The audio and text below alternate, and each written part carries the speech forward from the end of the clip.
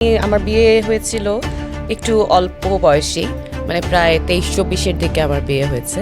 তো আমি আর্লি শুরু করেছিলাম ওই সময়। আমরা সবাই যখনই সিনেমা দেখি বা নাটক দেখি, আমরা নিজেদেরকে গল্পের নায়িকা হিসেবে দেখতে পছন্দ করি। ছেলেরা দেখলে নায়ক হিসেবে ডেফিনেটলি। সেই ছোটোবেলা থেকে আজ অবধি, এবং যখন মানুষ পড়ন্ত বয়সে চলে যান তখনও কিন্তু যখন তিনি একটা সিনেমা দেখেন তখন তিনি ভাবেন যে এই গল্পটা, এই ক্যারেক্টারটা আমার। মানুষ ওই জায়গাটা ফিল করেন, ওন করেন।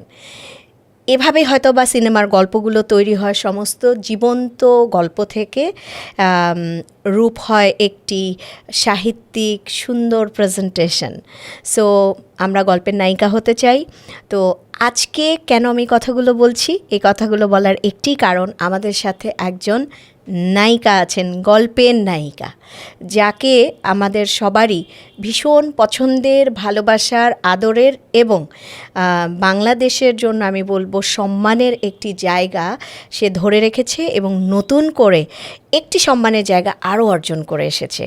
সেই গল্পগুলোও শুনবো, তার ক্যারিয়ারের চড়াই উতরাই, তার শিক্ষা, তার জার্নি, এবং এটাও যে এত সহজ নয় সুনাম ধরে রাখা এবং সুনামের সাথে পথ চলা, এটা অনেক কঠিন একটি জার্নি। এই জার্নিটি সে করে যাচ্ছে অনেক বছর ধরে। সেই গল্পগুলো শুনবো। এবার গেস করেন সে কে? আমাদের অত্যন্ত প্রিয় জাকিয়া বাড়ি মমো।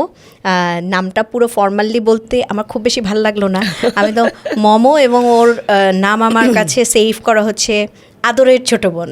একদম ব্যাপারটা সেটাই। So, I এবং don't তুমি know- তুমি আমার সেই অ্যাঞ্জেল সিস্টার। আলহামদুলিল্লাহ। সো আমার কাছে মমো হচ্ছে আমার একটা বোন, আমার ভালো লাগার, ভালোবাসার একটা জায়গা। সো মমো আজকে জানতে চাই, অবশ্যই আমরা একটা অনেক বড় সুখবর সেটা আমরা শুনবো। তার আগে মমো কোথায় জন্মেছে, মমোর পুরো নাম কি, মমো কী করতে পছন্দ করতে, একটু নিজের পরিচয়টা দিয়ে তারপর আমরা সুখবরটা শুনতে চাই।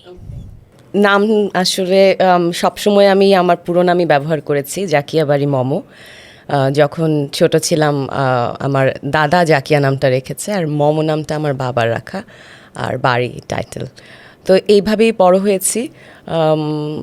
যখন ইন্ডাস্ট্রিতে কাজ করা শুরু করলাম, লাক্স চ্যানেল আই সুপারস্টারে উইন করার পরে, চ্যাম্পিয়ন হওয়ার পরে, তখন অনেকেই বলেছিলেন যে নামটা অনেক বড়, ছোট করে রাখা যায় কিনা, লাইক জাকিয়া মমো কিংবা শুধু বাড়ি মমো, এই ধরনের কিছু একটা। তো আমার কখনোই মনে হয় নাই যে নামটা অনেক বড়, কারণ নামটা আমার বাবার দেয়া ভালোবাসা, আদর, এবং আমি এভাবেই এই পরিচয়ই বড় হয়েছি।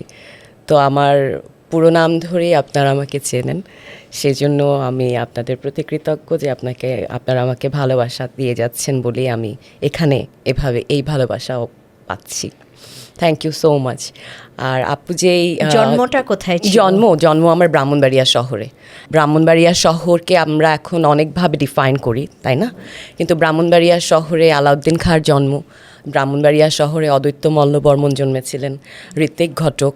তো এই ব্যাপারগুলো আমাকে ভীষণভাবে ইন্সপায়ার করেছে, এবং আমি ছোটোবেলা থেকে এত কালচারালি সারাউন্ডেড ছিলাম। আমার আলাউদ্দিন খাঁ সঙ্গীতাঙ্গনে আমার প্রথম নাচ শেখা শুরু হয়। তারপর তো সেই জার্নি চলছে অনেক বছর ধরে, বলতে পারেন 3 বছর থেকে শুরু করে আমি এখনও ননস্টপ এই পথে হাঁটছি। আর এই পথের সবচাইতে বড় শক্তি হচ্ছে আমার মা, প্রফেসর আয়েশা আক্তার। তো অল ক্রেডিট গোজ টু হার।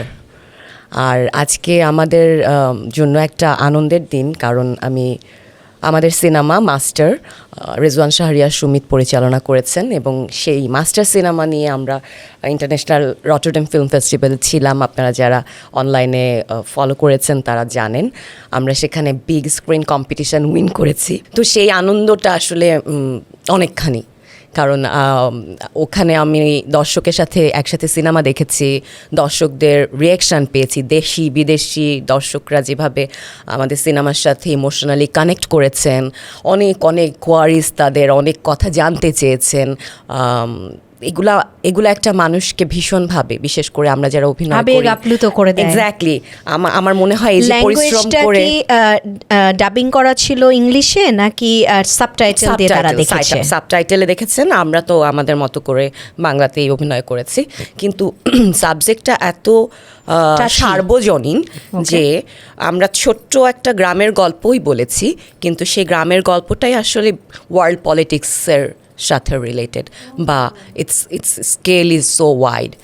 তো ওই জায়গায় সবাই অনেক দারুণভাবে রিলেট করতে পেরেছেন, এবং আমি সে জায়গায় খুশি তো অবশ্যই, এবং কৃতজ্ঞ, ডিরেক্টরের প্রতি কৃতজ্ঞ, ফুল মাস্টার টিমের প্রতি কৃতজ্ঞ, আমার কলিগদের প্রতি কৃতজ্ঞ।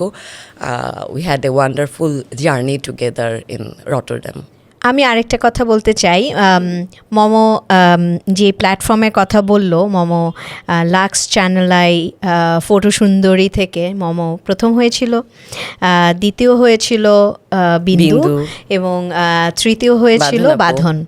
মজার ব্যাপার হচ্ছে তিনটা মানুষই মানে আমরা আত্মার সাথে জড়ানো, এবং তিনজনেই মানে আমার অসম্ভব ভালোবাসার আদরের মানুষ। আমি এবং এটা কোইন্সিডেন্টলি কি করে আমরা, মানে এটা না এমন করে না যে আসো আমরা বন্ধুত্ব করি, তেমন না, ঘটনাটা এত ফ্ললেসলি হয়েছে, এবং এটা এত আরাম, এত শান্তি যে আমি কিছু হলেই, যেমন আমার অস্বস্তি হলে, ভালো লাগছে না, সাফোকেশন হলে আমি কল করি, বিরক্ত করি, জ্বালাই, আমি জানি যে I have every right two তোমাকে জ্বালানোর।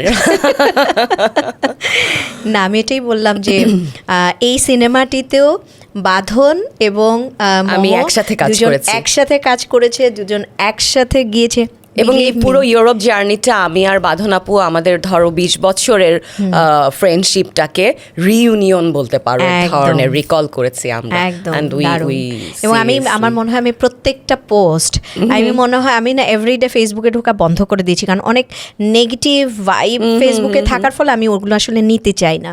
কিন্তু আমি তোদের জন্য এভরিডে একবার করে ঢুকেছি, স্ক্রল করেছি, যখন খুঁজে পাইনি তোদের নামে সার্চ দিয়ে দেখে লাইক দিয়ে কমেন্টস করে বের হয়ে আসছি। এক্স্যাক্টলি, মানে আমার মনে হয়েছে যে এটা আমার জানা উচিত, কি হচ্ছে, মানে আমার দুইটা ভালোবাসার মানুষ এখানে একসাথে। এবং আসলে এটা আমাদের জন্য তো বটে টিম হিসেবে, এবং আমার মনে হয় বাংলাদেশের মানুষের জন্য অনেক আনন্দের খবর, কারণ আমরা বিশাল বড় একটা কম্পিটিশন আসলে উইন করতে পেরেছি থ্রু আওয়ার অথেন্টিসিটি, আমাদের গল্পের অথেন্টিসিটি, আমাদের কি বলবো, ডেডিকেশন।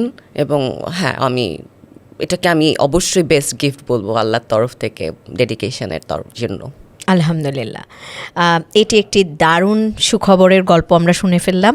তো এখন আমি যদি আসি মোমো তৈরি হওয়ার পেছনের গল্প, যে মোমো কবে থেকে ভাবা শুরু। মোমো খুব সুন্দর কবিতা আবৃত্তি করে, মানে ইভেন আমি প্রতিটা কবিতা মন দিয়ে শুনি, কখনো কখনো এমনও হয়েছে কবিতাটা অন করে দিয়ে ফোনটাকে সাইডে রেখে আমি অন্য কিছু করছি আর কানে শুনছি, এবং আমি ভিজুয়াল করছি কথাগুলোকে, কিন্তু একবার দেখে নেই বাই দ্য ওয়ে, কারণ আমার দেখতে অনেকে ভাল লাগে, তো আমার মনে হয় যে একবার দেখে নিয়ে তারপরে আমি শুনবো, তো আমার ভালো লাগে। তো মনে হয় একজন শ্রোতা আছে যে 2 বার মিনিমাম শোনে।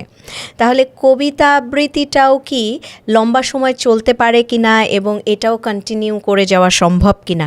মাঝখানে আমরা দেখেছি মোমো কবিতা থেকে দূরে সরে গিয়েছিল, তার আগে দেখেছিলাম ও অনেক দিন খুব সুন্দর করে, কি সুন্দর সাদা শাড়ি, কি সুন্দর সিম্পল সিলভার জুয়েলারি, একটা খুবই নাইস এনভায়রনমেন্ট ক্রিয়েট করে সে সুন্দর যত্ন নিয়ে আমি কিন্তু কবিতার ভিডিওগুলো দেখেছি। সো আমার এটা হচ্ছে আমার অ্যাজ এ সিস্টার আমার একটা ডিমান্ড, যে এইটা আমি দেখতে চাই, মোমোকে ওই জায়গায় দেখতে চাই। এটা বলি আমি তোমাকে, ছোট আমার বাবা কবি একজন, মজিবুল বাড়ি, আব্বার 3টা কবিতার বই পাবলিশড হয়েছে, এবং কবিতাগুলো খুব থটফুল। আব্বা কিন্তু অনেক বছর ধরে কবিতা লেখে, এবং এই কবিতার বইগুলো বের হওয়ার পেছনেও মানে পার্সন ইজ আম্মা। আম্মা হচ্ছে আসলে আমাদের সেই মানুষ, আম্মা হচ্ছে সেই মানুষ, শুধু ইন্সপিরেশন হয়েই থেমে থাকে নাই, সে ফিজিক্যালি মেন্টালি সবভাবে যত্নটা নিয়েছে, যেন আমি জানি না, আমার মায়ের স্বপ্ন যেন আমি পূরণ করতে পারি, ওই জায়গা থেকে আর কি সে সব কিছু করেছে। So ultimate she is ultimate in my life, আল্লাহর পরে। তো সেই জায়গা থেকে আমি সবসময় আমার বাবা যখন আসলে আমাকে ছোটোবেলায় নাচ গান আবৃত্তি অভিনয় ছবি আঁকা সাঁতার শেখা আমি এগুলো সব কিছুর মধ্য দিয়ে বড় হয়েছি। তো এটা আব্বা আমাকে কবিতা আবৃত্তি প্রনাউন্সিয়েশন উচ্চারণ কিভাবে স্পষ্ট করে করতে হয়, কিভাবে সুন্দর করে কথা বলতে হয়, কিভাবে স্পিচ দিতে হয়, লিটারেরি আব্বা আমাকে এগুলা শেখাতো। হ্যাঁ, এবং প্রতিদিন পত্রিকায় বাবা একদম আমার মা বাবা দুইজনই মেন্টর সে জায়গা থেকে।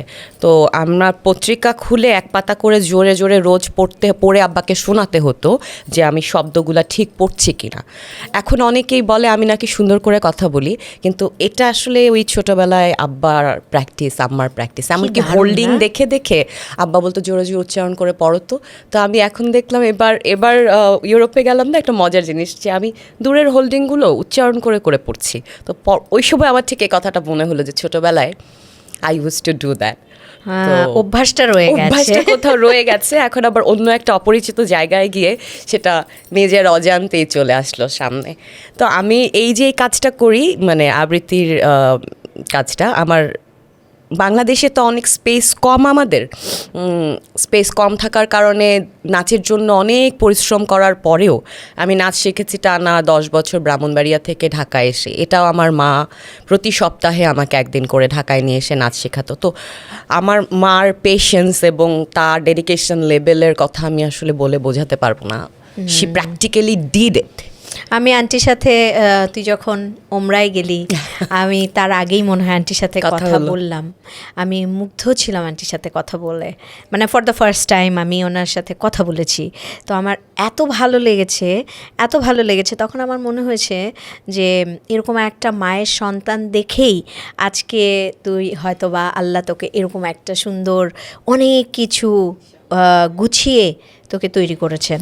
এবং আমার বাবা মার জন্য সবাই দোয়া রাখবেন। আলটিমেটলি দে আর আমার সব কিছু আর কি। তো সেই জায়গাতেই বলছিলাম যে আমার যে এখন ছোট ছোট করে আমি যে আবৃত্তি করার চেষ্টা করি সেগুলো আবার আমার বন্ধুদের ইন্সপিরেশন।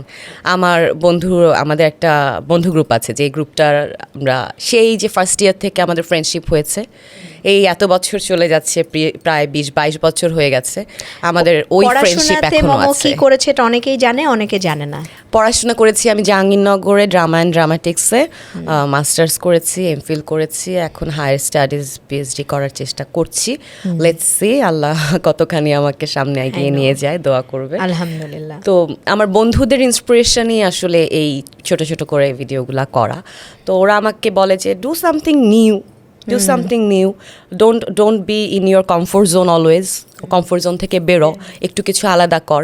সো ওরা আমার জীবনে, মানে তুমি যেরকম আমার জীবনে একটা শক্তি সাহস, ওরা আমার জীবনে তেমন শক্তি সাহস। সো আমি সিনসিয়ারলি থ্যাঙ্কফুল টু আল্লাহ যে আমাকে আল্লাহ এই ব্লেসিংসগুলো জীবনে দিয়েছে। কি নাইস না, আলহামদুলিল্লাহ। শুধু আমরা সবাই এই ধরনের ব্লেসিংসগুলো পাই, বাট আমরা অনেক সময় বুঝতে পারি না কে আমার জন্য ব্লেসিংস, কাকে আঁকড়ে ধরতে হবে, কাকে ছেড়ে দিতে হবে। আমি যদি না জানি কাকে ছাড়তে হবে আর কাকে ধরতে হবে, তাহলেই লাইফটা ম্যাচ হয়ে যায়। একদম, এটা খুব ডিফিকাল্ট। মানে তোমার কাছে কিন্তু সুযোগগুলো আসতেই থাকবে। এই প্রকৃতি কিন্তু মানুষকে প্রতিদিনই সুযোগ দিতে থাকে। দেখো, যে আমরা রাতে ঘুমানোর মানে তো মরে যাওয়া, তাই না? তো আমি যদি সকালবেলা না জাগি কোনোভাবে, তাহলে ইটস ডেড কেস। তো প্রতিদিন সকালবেলা উঠে এই যে আমি বেঁচে আছি, এই আনন্দটা আমি প্রতিদিন ফিল করি, এবং এটা দিয়ে আমার দিনটা শুরু হয়। তারপরে আর যা কিছু হয় সব ভালোই হয়। তো আমার কাছে মনে হয় পজিটিভিটি কালেক্টস বা attracts positivity. I want to try that. It's a big practice. মানে এটাতে এমন না যে তুমি আজকে পজিটিভিটি নিয়ে দিন শুরু করলা, কালকের দিন খারাপ হবে না। যে কোনো সময় যে কোনো রকম খারাপ সিচুয়েশন হতে পারে, কিন্তু how you are dealing it, how you are মানে তুমি কিভাবে সেই জায়গায়, এক্স্যাক্টলি তুমি ওখান থেকে কিভাবে কি নিচ্ছ এবং নিজের জন্য কি রাখছো আর কি বাদ দিচ্ছ, তুমি যেটা বললে মাঝে মাঝে বাদ দেওয়াটাও দরকার। মমো, অনেকের আগ্রহের জায়গা, যে জায়গাটা আগেই আমি কোয়েশ্চেন করতে চাই। আমরা জানতাম মমো বিয়ে করেছিল। একদমই পার্সোনাল কোয়েশ্চেনে আসলাম, এবং মমোর একটা ছেলে সন্তান আছে, অবশ্যই, এবং সে the তো gift from মাশাআল্লাহ Allah. আল্লাহর একটা গিফট। কিন্তু অনেক লম্বা সময় মমো সিঙ্গেল আছে এবং সেপারেটেড আছে। সো বিয়ে করার প্ল্যান কি মাথায় আসে না? বিয়ে করতে চাই কি চাই না, মানে কেন বিয়ে করছি না? এটা কি চাইলেই হয় ব্যাপারটা তেমন? এটা তো বোধহয় উপর থেকে হতে হয়। ওকে, তো সেটা তো যখন কবে হবে সেটা হচ্ছে ওপর থেকে আমরা হ্যাঁ, ওয়েট হ্যাঁ, করি, হ্যাঁ। বাট ইচ্ছে কি আছে কি হ্যাঁ হ্যাঁ, ঘর কেন না, সংসার করার? কেন না, কারণ আমি আমার বিয়ে হয়েছিল একটু অল্প বয়সেই, মানে প্রায় 23-24-এর দিকে আমার বিয়ে হয়েছে। সো আমি আর্লি শুরু করেছিলাম। ওই সময়ে আমার ক্যারিয়ারও অনেক বেশি হার্ডলস ছিল, ক্যারিয়ার অনেক বেশি স্ক্যাটার্ড ছিল। আমি বয়স কম ছিল, ইমোশনালি ম্যাচুরিটি, হ্যাঁ, সব কিছু মিলে আমি ঠিক গুছিয়ে উঠতে পারিনি। তো আমার মনে হয়েছে যে আমি ঠিক মতো কাজটা করতে পারিনি। তো যে কাজটা আমি ঠিক মতো করতে পারিনি, সে কাজটা আমি একবার ঠিকভাবে করতে চাই। মানে আমি একটা সুন্দর, যদি ঠিক মানুষ আমার জন্য উপর থেকে আসে, তাহলে আমি ঠিক মানুষটার সাথে শান্তি উপর থেকে একটা সাই আসবে, আর ঠিক মানুষটিকে খুঁজে বের করতে হবে, যে মানুষটি মমর জন্য নিশ্চয়ই সেটা কোথাও না কোথাও আমরা পেয়ে যাব, যে তিনি আশেপাশেই হয়তো বা আছেন কোথাও, কোনো না কোনো সময় নিশ্চয়ই খুব তাড়াতাড়ি দেখা হয় না, এই চক্ষু মেলিয়ে হ্যাঁ হ্যাঁ এরকম হয়ে গেলে তো হয়েই গেল, হয়ে যাবে নিশ্চয়ই। শিশু ইয়ে তো থাকবেই, আর যারা পাত্রপক্ষ আছে, যারা আগ্রহী আছে মমর ব্যাপারে, তারা তো আমাদের সাথে যোগাযোগ করতে পারে। এবার লজ্জা পাই, এটা একটু দারুণ ব্যাপার। না না না না, নাইস নাইস। আচ্ছা, এটি গেল একদমই একান্ত পার্সোনাল বিষয়, আমি শুরুতেই বলে ফেললাম। না না না, কোনো সমস্যা নেই। আরেকটা যেটা আমি জানতে চাই, কেরিয়ারে কি কি করা হয়েছে? শুরুই হয়েছে কেরিয়ার সিনেমা দিয়ে। এটা একটু কিন্তু দারুণ ব্যাপার তোমাদের তিনজনের জন্য, স্পেশালি মানে আমি যদি বলি মমো, বিন্দু, বাঁধন, হ্যাঁ, আমাদের এই ক্যারিয়ার জার্নিটা, আমি অন্য লাক্সের যতগুলো আমাদের যত ফটো সুন্দরী আছে, সামহাও সব ফটো সুন্দরীর সাথে একটা ভালো সম্পর্ক আমার আছে, এবং খুবই কাছের। তুমি সুন্দর বানাতে পারো মানুষকে, নট অনলি বাই মেকআপ। তোমার ভেতরের সোলটা এত সুন্দর যে তোমার যে অরাটা না, ওই অরায় আরেকটা মানুষ আলোকিত হয়। So this is your speciality. Thank you.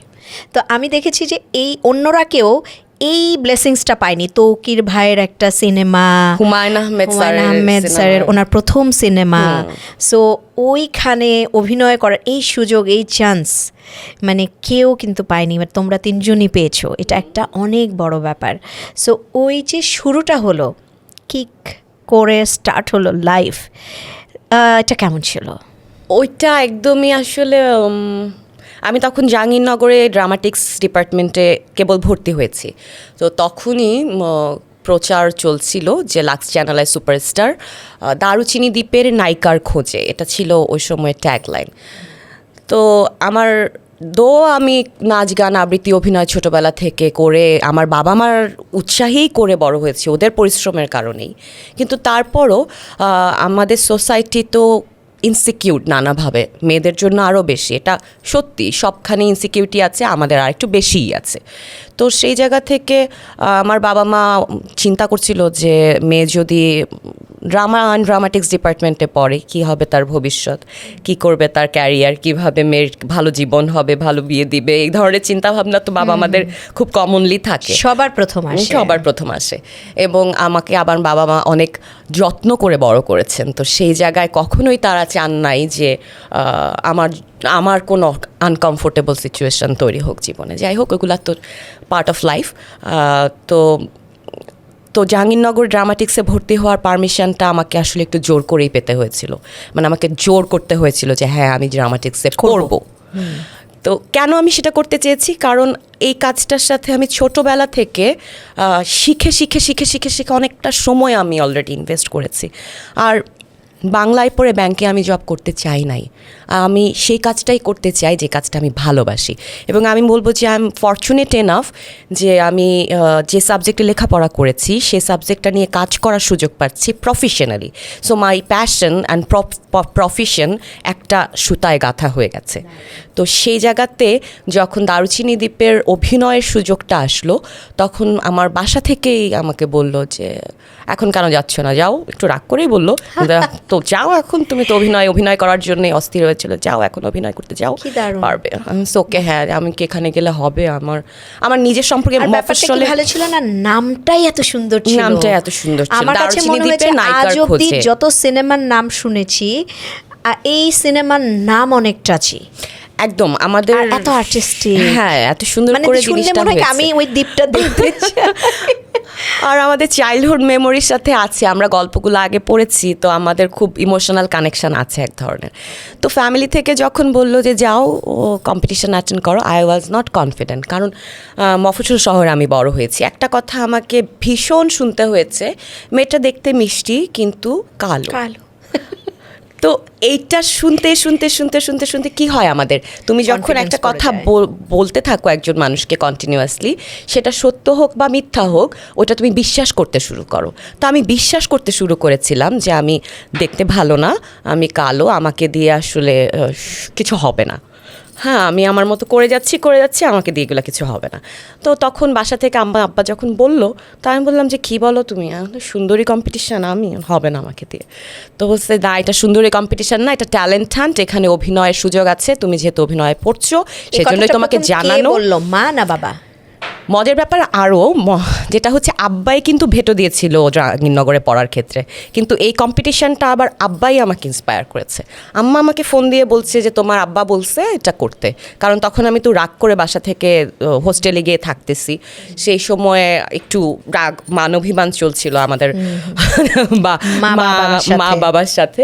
তো তখন আম্মা আমাকে ফোন করে বললো তোমার আব্বা বলছে তুমি যাও কম্পিটিশানে নাম লেখাও। তারপরে আমি আসলে কম্পিটিশানে নাম লেখালাম, এবং ওখানে প্রথম সুবর্ণা মুস্তফা আমাকে বললেন, উনি একজন সম্মানিত জাজ ছিলেন সে সময়, তখন উনি আমাকে বললেন যে তোমার এই যে মনের ব্যাপারটা, এই ভাবনাটা থেকে তুমি বের হয়ে আসো, কারণ ইউ আর বিউটিফুল।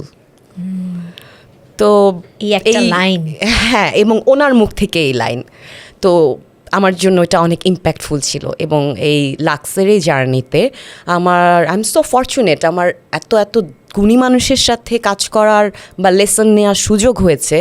আমি চেষ্টা করেছি নিজেকে গ্রোন আপ করতে। দারুণ। তাহলে আমি বলবো অ্যাকসেন্স এটা আসলে অনেক বড় ব্লেসিংস, এবং ডেফিনেটলি ব্লেসিংস। একজন মানে প্রথম সিনেমা করে আমি জাতীয় চলচ্চিত্র পুরস্কার পেয়েছি, তো এটাও অনেক বড় প্রাপ্তি আসলে। পরবর্তীতে আরও অনেক সুযোগ এসেছে, পরবর্তীতে অনেক জটিলতাও হয়েছে, নাম এসেছে, বাদ হয়ে গেছি নানা কারণে, আমলাতান্ত্রিক হোক আর রাজনৈতিক হোক, যে কোনোভাবেই পরের জাস্টিসগুলো আমি হয়তো ঠিকমতো পাইনি, কিন্তু প্রথমটা আমি সত্যিকার অর্থে পেয়েছিলাম। So fine, I have no complaint, but these are my observations যে হ্যাঁ, এই কারণে হয়তো আমি জিনিসগুলা পাইনি, বা আমি এটা এখন মনে করি আসলে যে আমি যেটা ডিজার্ভ করি সেটা কোনো না কোনোভাবে আমার কাছে চলেই আসবে। এই যে আজকে এসে আমরা আরেকটি অ্যাচিভমেন্ট নিয়ে কথা বললাম, একদম। সো এটাও একটা দারুণ ব্যাপার, তাই না? আমরা তো কি করতে পারি, নিজেদের চেষ্টাটা করতে পারি, আমি অনেস্ট থাকতে পারি, আমি ডেডিকেশনের হাইয়েস্টটা দেখাতে পারি, আমি আমার প্রফেশনালিজম দেখাতে পারি, আমি আমার স্কিলকে আরও বেশি শাইন আপ করতে পারি, কিন্তু আলটিমেটলি কি হবে we don't know, it's not in our control. So আমি আমার বেস্টটুকু করার ট্রাই করি, আর তার কাছে প্রে করি সে যেন আমার জন্য যা ভালো রেখেছেন তাই হয়। আমি নিজেও অনেক নাটক দেখেছি, আর আমি তার থেকেও বেশি এই সময় আপু নাটকের শুটিংয়ে হ্যাঁ, এই জিনিস চলেছে একদম। সো প্রচুর নাটকে কাজ করেছে মামা। সো এটা কয়শোর মতো নাটক হতে পারে আনুমানিক? এটা কিন্তু পার হয়ে যাবে আর কি, হাজারের দিকে। হ্যাঁ, আমি এর জন্য জিজ্ঞেস করছি, মানে কেমন হতে, সংখ্যাও অনেক উপরে যাবে, আমি জানি বেশ উপরে হবে, হাজারের কাছাকাছি। বলি শুধু যে আমি টানা 2008 থেকে, মানে লাক্স হলো তো 2006-7 সালটাই আমাকে কাজ করতে দেয়নি, যেহেতু সিনেমার কারণে আমি কাজ করিনি। 8 থেকে এখনো পর্যন্ত আমি আসলে নন স্টপ কাজ করছি। একটা সময় মোটামুটি 14 বছর আমি কোনো দিকে তাকাইনি। Each and every single day I shoot. No family লাইফেও অনেক হ্যাম্পার্ড হয়েছে সেই জন্য। নো সোশ্যাল লাইফ একদম অফ হয়ে গিয়েছিল, ফ্রেন্ড সার্কেল অফ হয়ে গিয়েছিল। আমি জাস্ট কাজ। ইট ওয়াজ জাস্ট ওয়ার্কহলিক টাইপের। আর আমি জানি না, আমার কাছে প্রচুর কাজ এসেছে এবং আমার কাছে মনে হয়েছে যে this is the time to work. পরে এই কাজটা অন্যভাবে হয়তো আসবে, এভাবে আসবে না। সো আমার কাছে যেটা আসছে এবং দর্শক যেহেতু আমাকে দেখতে চাচ্ছেন, ভালোবাসছেন, আমি এই ভালোবাসাটা থেকে নিজেকে দূরে রাখতে চাই না। কি দারুণ একটা বিষয় যে আমরা যাদের জন্য কাজ করি, লাইক দর্শকের জন্য, সেই দর্শকের ভালোবাসার জন্য এবং নিজের ওই সময়টিকে ঠিকভাবে কাজ করার জন্য। তার মানে আমার ধারণা এটা 1,500-2,000-এর কাছাকাছি চলে গেছে কাজ, যদি ওইভাবে কাউন্ট করা যায়, কারণ এটা অনেক লম্বা সময়, অনেক লম্বা সময়। একটা সাধারণ মানুষ বা আমার জন্য, আমি এই জায়গাটা জগৎটা চিনি না, একটা নাটক যত ছোট গল্প হোক যত বড় গল্প হোক 1 ঘন্টার তো একটা সময় থাকে। একটা 1 ঘন্টার নাটকের জন্য কয়দিন শুটিং করতে হয়?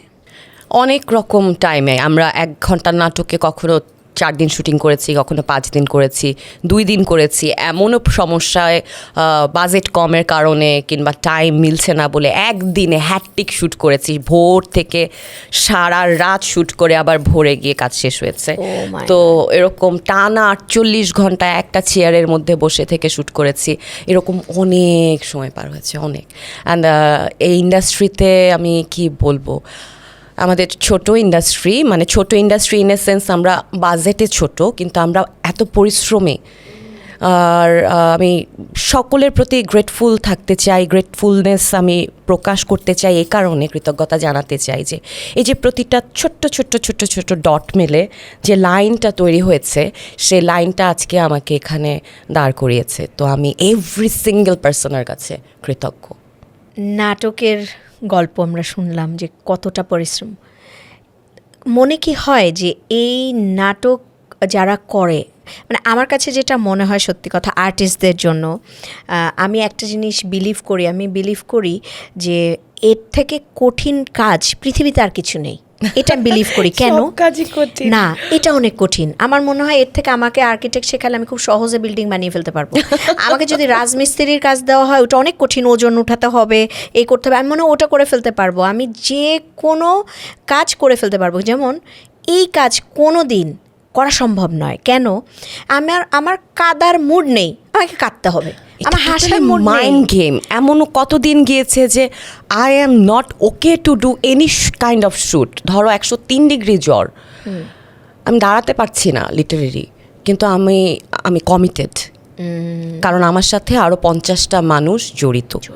সো আমি যদি আজকে মানা করে দিই, তো ওই 50টা মানুষেরও দিনটা নষ্ট হবে, তারাও দিনের টাকাটা পাবেন না। আমি সিম্পল ক্রুদের কথা বলছি, মানে স্টারদের কথা তো আলাদা। তো আমি এই কমিটমেন্টটা কোনো দিন আসলে মিস করিনি। আমার এমন অনেক সিচুয়েশনে পড়তে হয়েছে যেখানে সম্ভব না আমার পক্ষে, সম্ভব না। ধরো আমি একটা পার্সোনালি একটা ট্রমা সিচুয়েশনের মধ্য দিয়ে যাচ্ছি, বিকজ ব্যক্তিগত জীবনে আমি অনেক হার্ডল পার করতে হয়েছে, আমাকে সিচুয়েশন আমাকে হ্যান্ডেল করতে হয়েছে অনেক। তো লিটারারি গ্রিন রুমে আমি হাউ মাউ করে কাঁদছিলাম, কেঁদে কেটে চোখ টোক লাল হয়ে গেল। বাট তারপরের সিনটাই আমাকে একটা হ্যাপি ফ্যামিলি সিন করতে হবে, রাইট? সো এরকম সময়গুলা নিজের উপর কতখানি পাথর বেঁধে নিজের ইমোশনের মধ্যে দিয়ে তারপরে আবার অন্য ক্যারেক্টারের প্রতি জাস্টিস করা, এটা শুধু আমি একা করি তাই না, এটা অনেকেরই অনেকভাবে করতে হয়। কারণ সমস্যা শুধু আমার একার না, প্রত্যেকের সমস্যা তার জীবনে এভারেস্টের মতো, এটাই স্বাভাবিক। তো আমি এভাবে হ্যান্ডেল করেছি বহু। কিন্তু আমার একটা জিনিস একটা জিনিসই খুব অসুবিধা লাগে, আমার অভিনয় করতে কষ্ট হয় না, কারণ আমি অভিনয়টা আসলে করি না, আমি চেষ্টা করি যে ক্যারেক্টারটা আমাকে দেয়া হয়েছে বা যে ক্যারেক্টারটা আমি করতে চাই সেটা আমি বসবাস করতে চাই। আমি জাকিয়া বারি মম একটা আলাদা পার্সোনালিটির মানুষ, কিন্তু আমি একটা অন্য চরিত্রে যাপন করতে চাই। ওইটা একটা আলাদা পৃথিবী, একটা আলাদা জীবন। আমি একই জীবনে অনেকগুলো জীবন যাপন করার সুযোগ পেয়েছি থ্রু অভিনয়, এজন্য আমি গ্রেটফুল একভাবে। কিন্তু আমি একটা জায়গায় কষ্ট পাই যখন ধরো আমি অভিনয় করি in between action and cut, right, in front of camera, not behind the camera. আমি অ্যাজ আই এম আর্টিস্ট, আমাকে সেটা আমার করতে হয়, it's my profession, I am committed to do that. But আমার প্রফেশনের বাইরে আমি অভিনয় করি না। কিন্তু কখনো কখনো আমাকে নানা সিচুয়েশনে শুনতে হয়েছে, অভিনয় করা হয়েছে, অভিনয় বুঝি, আবার অভিনয় করা লাগে না, বুঝছি এগুলো অভিনয়। সো নানাভাবে এইসব যখন এসেছে, ওয়েন আমি ব্যক্তিগত জীবনে আমি অভিনয় করছি না, তারপর আমাকে শুনতে হচ্ছে বুঝি এগুলো সব অভিনয়। তো that thing hurt me most. এটা কি সব অ্যাক্টরদেরই এইটা নিতে হয় নিশ্চয়ই?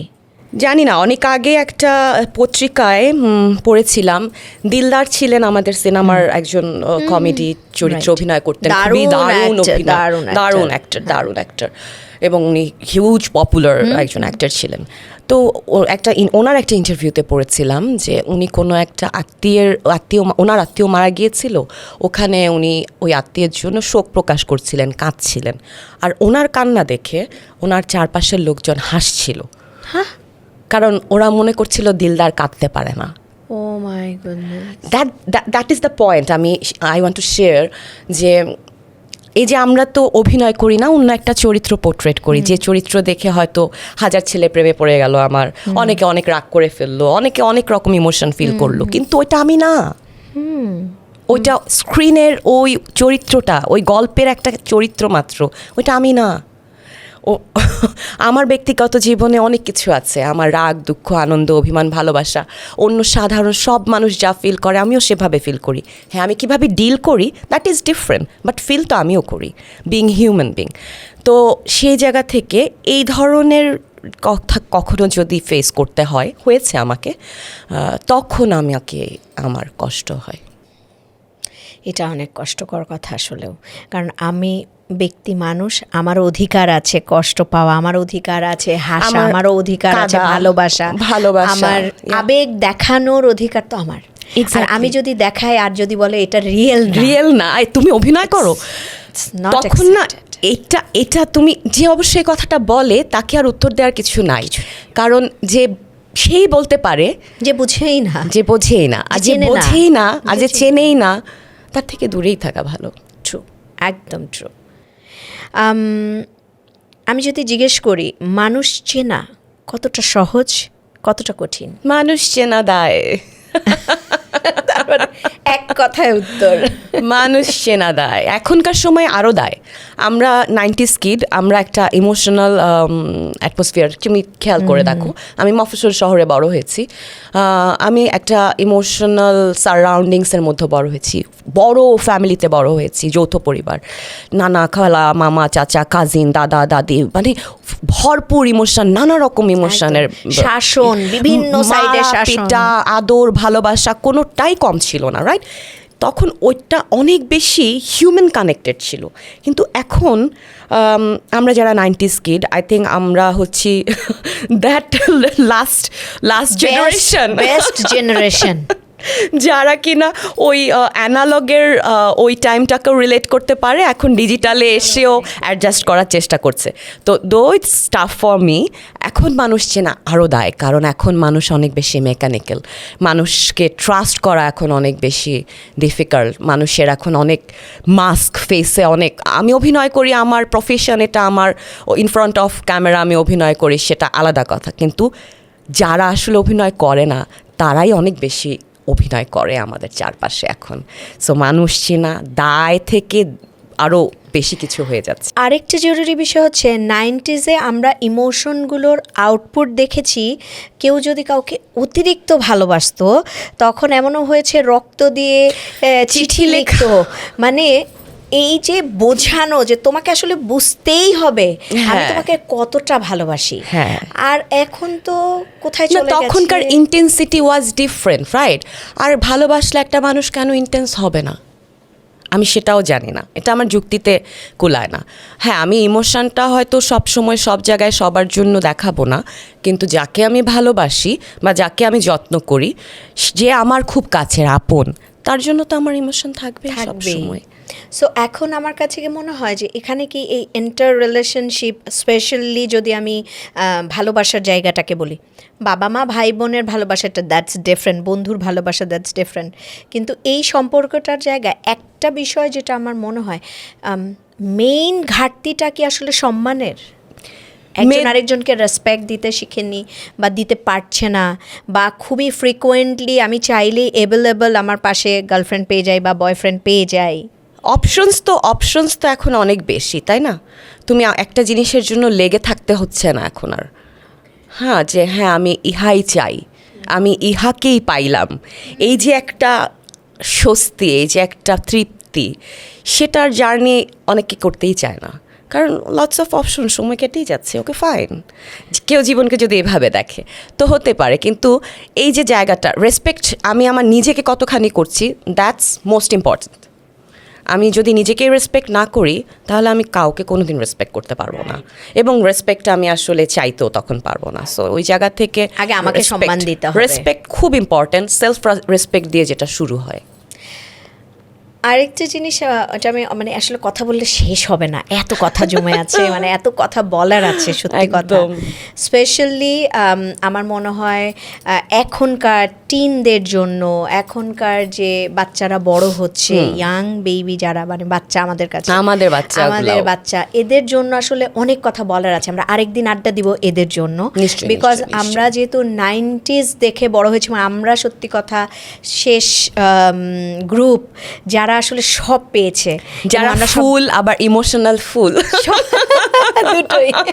সো ওইটা একদিন আড্ডা হবে। বাট আজকে আমি আরেকটা জিনিস নিয়ে একটু কথা বলতে চাই, যে আমি সবসময় মমর মধ্যে দেখেছি সোশ্যাল ওয়ার্ক করার একটা টেন্ডেন্সি, মানে শুধু আমি নিজে ভালো থাকবো, শুধু আমাকে কেন্দ্র করেই আমার জগৎ, আমার সংসার, আমার লাইফ, এই জায়গার বাইরেও মম ভাবতে চায়, মানে দেখতে চায় এবং অনেক কিছু করতে চায়। আমাকে মম অনেকবার অফার করেছে, এবং আমি দুঃখিত যে আমি একটা সুন্দর প্ল্যাটফর্ম ক্রিয়েট করতে পারিনি, যে জায়গাটাতে আমরা একটা ইন্টারেস্টিং ওয়েতে এখন আমরা একটা প্ল্যাটফর্ম, একটা দুটো আমরা করেছি। তুমি যে সুন্দর করে শুরুটা করেছো, মানে এটাও তো একটা তোমার একদিনের জার্নি না, তাই না? তুমি কত বছর থেকে একটু একটু একটু করে সুতা গেথে গেথে গেথে গেথে মালাটা বানিয়েছো। তো আমার মনে হয় প্রত্যেকটা মানুষই তো তাই, এভাবেই তাকে আগাতে হয়। খুব ছোট্ট একটা ডট থেকে জীবনটা আসলে শুরু হয়। তো আমরা কি সামনে মমকে সুন্দর সুন্দর সৃষ্টি, সুন্দর কিছু গঠনমূলক কাছে পাবো কিনা, বা মম থাকবে কিনা, বা মম করতে চায় কিনা? প্রথমত আমি কাজ করতে চাই সবার মানুষের জন্য। কেন করতে চাই? আমি একটা জিনিস সবসময় বলি যে আজকে আমার যা পরিচয় তৈরি হয়েছে, যে ভালোবাসা পাচ্ছি, এটা কেবলমাত্র দর্শক, through you, through director, through film, through industry অবশ্যই, কিন্তু এই যে আনকন্ডিশনাল লাভ যেটা আমি দোয়ার মতো পাচ্ছি প্রতিদিন, সেটা আমার দর্শকের কাছ থেকে। তো আমি কানেক্টেড ফিল করি, আমি কানেক্টেড ফিল করি, এবং আমার কাছে মনে হয় স্পেশালি মেয়েদের জন্য, বাচ্চাদের জন্য আমার যদি সুযোগ থেকে থাকে, যা যা আমার এর মধ্যে সুযোগ তৈরি হয়েছে আমি সেইগুলোকে কাজে লাগিয়েছি, এবং ফরচুনেটলি আমি সামনে আরও কিছু এরকম কাজ করার সুযোগে থাকবো, আমি সেগুলোও করতে চাই। কারণ আমি জানি না, আমি মনে করি যে ভালো থাকাটা সামগ্রিক। শুধু আমি ভালো আছি, আমার বন্ধুটা ভালো নেই, আমার বোন ভালো নেই, তাতে করে আমি কি ভালো আছি? কতক্ষণ ভালো আছি? আমি যখন শুনবো ফোন করে যে আমার ফ্রেন্ডটা তো ভালো নাই, ওর শরীরটা ভালো না, তখন আমার তো মন খারাপ লাগবে। তুমি যখন শুনবা যে আমি ভালো নাই, তোমার তো খারাপ লাগবে। তো আমি এভাবেই চিন্তা করি যে ভালোটা তখনই বড় হয় যখন আমরা চারপাশের সবাই মিলে ভালো থাকি। আর ভালো থাকতে না অনেক কিছু লাগে না, প্রয়োজন হয় না, যত্নটার প্রয়োজন হয়। লাস্ট একটা প্রশ্ন করতে চাই এবং এরপরে আমরা ক্লোজিংয়ে চলে যাব। এই প্রশ্নটা একটু অন্য ঘরানার, সেটা হচ্ছে মমো সাডেনলি আমি দেখেছি মমো নিজেকে অনেক কিছু কিছু জায়গায় এক্সপ্লোর করছে নিউলি। সেটার মধ্যে মমো একদিন আসলো, আমার সাথে কথা বললো এবং ফোনেও কথা হলো, এবং মমো সুন্দর করে উমরা করে আসলো।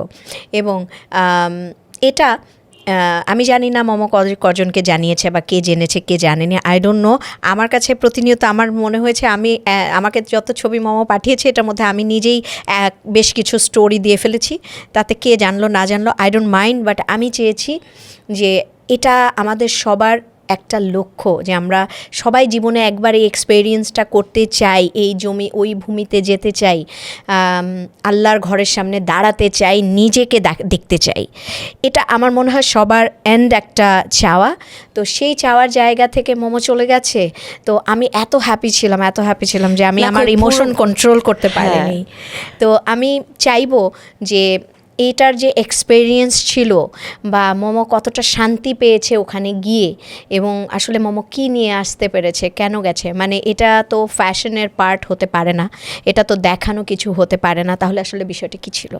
বিষয়টা ইট ওয়াজ কল। কারণ আম্মা এই বছরেরই মানে 25-এরই মার্চ মাসে আমাকে নিয়ে যাওয়ার জন্য খুবই তোড়জোড় করলো, কিন্তু ওই সময় আমি যাইনি। এবং তখনও আমি কখনো ভাবিনি, মানে 25-এর মার্চেও আমি ভাবিনি যে কখনো আমি এই জার্নিটা করতে পারবো। কিন্তু একদিন, তুমি জানো পুরো ঘটনাটাই, আমি একটা ঘটনার মধ্য দিয়ে গিয়েছি এবং টোটাল বিষয়টা তোমার সাথে আমি শেয়ার করেছি, ইউ নো এভরিথিং। তো আমার মনে হয়েছে যে ইটস কলস, আমাকে যেতে হবে, ইটস কল। হ্যাঁ, আমার মনে হচ্ছে ইটস কলিং, আর কিছু আমি বলতে পারবো না এর চেয়ে বেশি। তো আমি বিষয়টা তাই, হ্যাঁ বিষয়টা তাই। এবং আমার ওমরা করতে যাওয়া হয়েছে বিকজ অফ ইউ। তুমি সব কিছু রেডি করে দিয়েছো, পরিচয় করিয়ে দিয়েছো, সব ব্যবস্থা তুমি করে দিয়েছো। তো তুই চেয়েছিস, আমি চেয়েছি, হ্যাঁ আমার কল মনে হয়েছে এবং উনি আমাকে ওখানে নিয়ে গেছেন। এবং সবচাইতে আনন্দের ব্যাপার হচ্ছে আমার জন্য এটা, যে আমার কনফিডেন্সটা যেখানে আমি হারিয়ে ফেলছিলাম, যে আমি বোধহয় আর পারছি না বার্ডেন হ্যান্ডেল করে, আমি বোধহয় টায়ার্ড, ওই জায়গাতে I feel more free now. আমার 2 শোল্ডার থেকে অনেক চাপ যেন আমি ওখানে রেখে আসছি, এবং আমার কাছে মনে হয় যে যা হবে সব ওখান থেকে নির্ধারণ করা আছে। I can connect with him now, I can talk with him now. So it's a spiritual journey, definitely. এটা এক একজন মানুষের এক একভাবে হয়। আমার খুব ফেদারি ফিল হয়েছে পুরোটা time, and I am so fortunate, আলহামদুলিল্লাহ। আমার মনে হয় আজকের পডকাস্ট যে বাচ্চারা দেখছে বা বড় যারা দেখছে বা যারাই দেখছেন শুনছেন আমাদের কথা, তারা অ্যাটলিস্ট কানেক্ট করতে পারবেন ব্যাপারটার সাথে। কারণ সবারই স্পিরিচুয়াল একটা কানেকশন কোথাও না কোথাও থাকে। সো এক একজন এক একভাবে সেটাকে ডিল করেন। যেমন আমি ধরো এই যে এই কথাটা কোথাও সোশ্যাল মিডিয়াতে আমি কোথাও পোস্ট করি নাই, কারণ আমার কাছে মনে হয় এটা আমার আর তার একান্ত যোগাযোগের।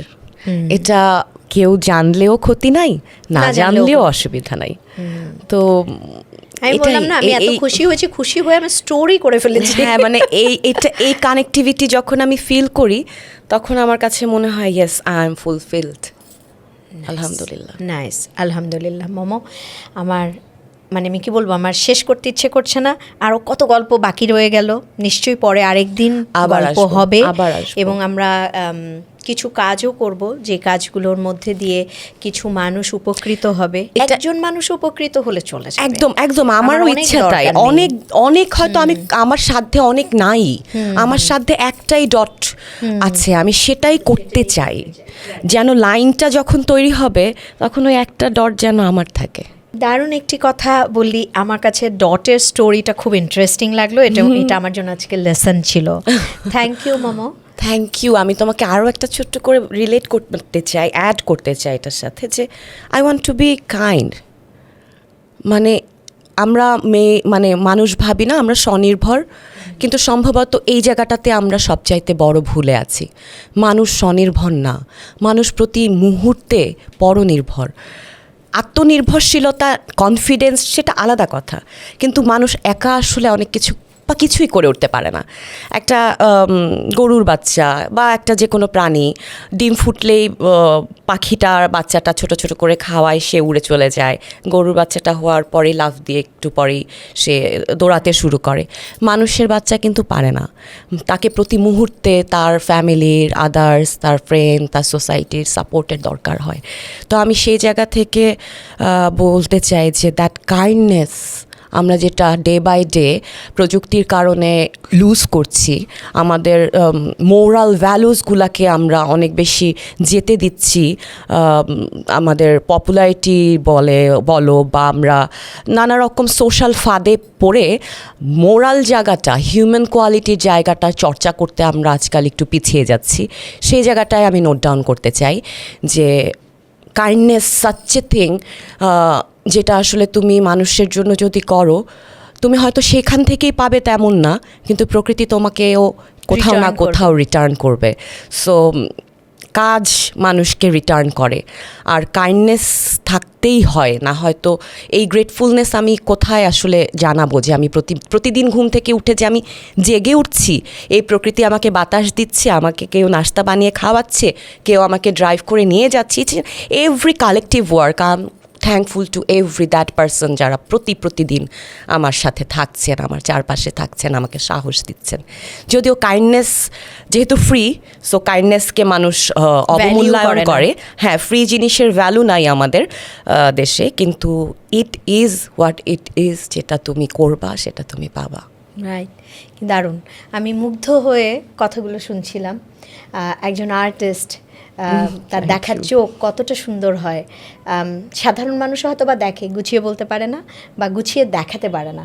সো আর্টিস্টদের এটাই হচ্ছে সব থেকে বড় মনের শক্তি, দেখানোর জায়গা। আর অনেক অনেক ভালোবাসা মামো, অনেক কিছু অনেক বলার আছে।